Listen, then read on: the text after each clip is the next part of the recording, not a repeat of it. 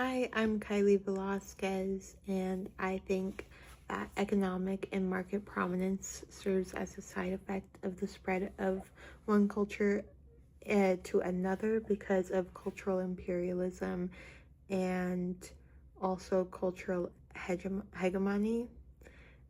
Specifically because even though the main goal of like some of these specific mass media companies and hegemony is to build a very strong financial foundation and to just collect as much money as possible, um, it still has imperialistic impacts.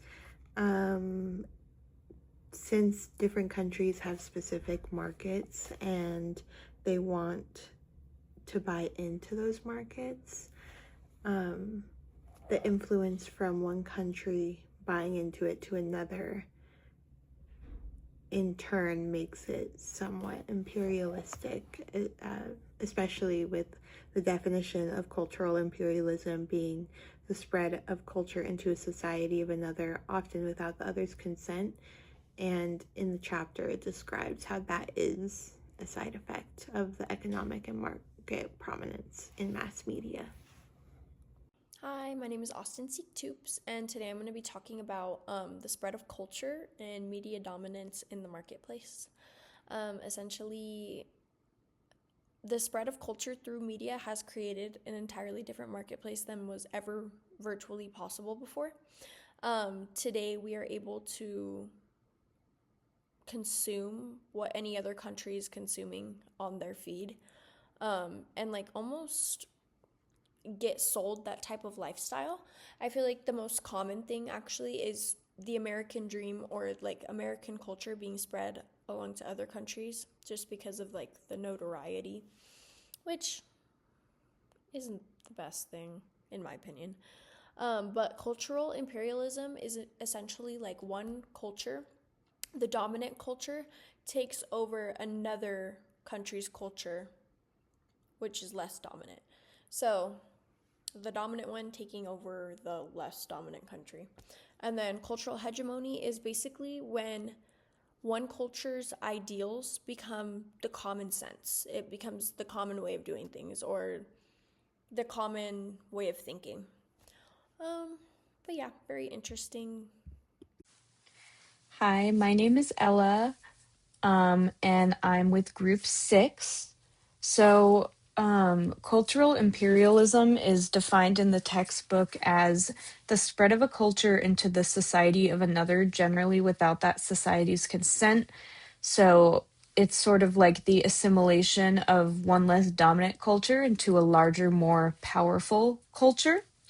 And then cultural hegemony is when one corporation has like a monopoly on media throughout the world and or at least like throughout like in a country. And so since they control most of it, it can have a huge influence on like pop culture and society. And it can create like major social and cultural norms because like whether people are aware of it or not. And that cultural hegemony differs from cultural imperialism because cultural imperialism is like an external force, while cultural hegemony happens from within.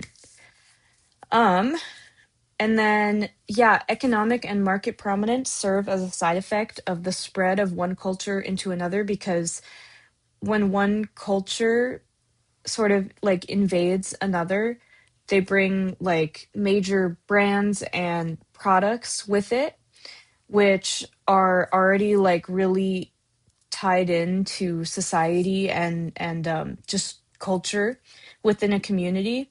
And this is also how, like major brands are often able to get so much money, power, and reach is because of, these dominant cultures sort of just swallowing like other smaller cultures and sort of like minimizing them. So, yeah. Hello, everyone. My name is Alana. My question is, what is cultural imperialism? This happens when a powerful culture spreads its values and a way of life into other societies. This often foreshadows local traditions, which can happen through media, products, and advertising, like in movies from Disney, which influences a global culture. Another thing that I remember is cultural hegemony. Hegemony. I cannot say it. Sorry.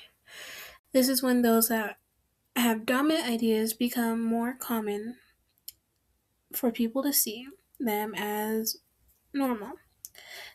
This concept was actually developed by Antonio Gramsci, which shows how power is maintained through the acceptance rather than the force.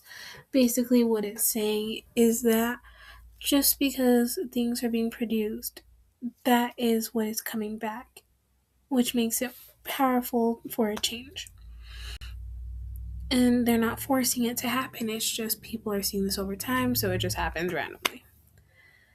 The thing is, mass media actually plays a major role in in both in both the cultural imperialism and cultural hegemony by using platforms like TikTok, Instagram, which spread cultural trends quickly, which shapes what people buy, think, and value.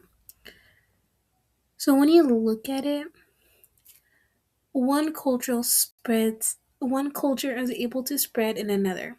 It often brings economic power with it.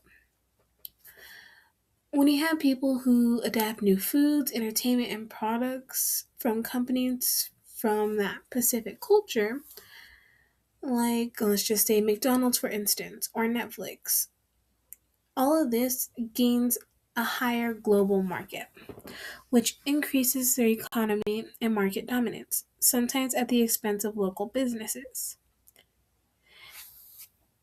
In a short version, basically mass media spreads dominant cultures, which strengthens their economies and makes their influence feel normal worldwide.